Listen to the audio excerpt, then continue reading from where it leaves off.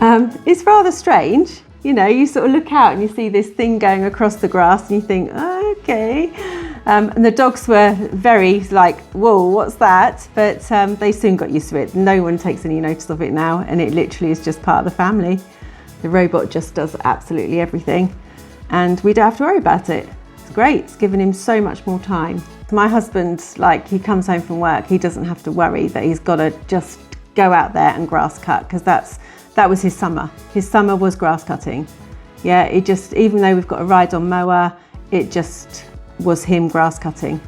And we all had a go, but it just takes up so much time. It's a huge garden. We've got 15.5 acres of land. It does different patterns every day. It goes up and down one day, and then it goes crossways another day, and then you see that it's gone round the edges another day.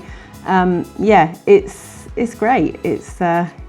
We get loads of comments about it, loads. We have a lot of people up here dog training, and they all say the grass looks amazing. It's like a bowling green.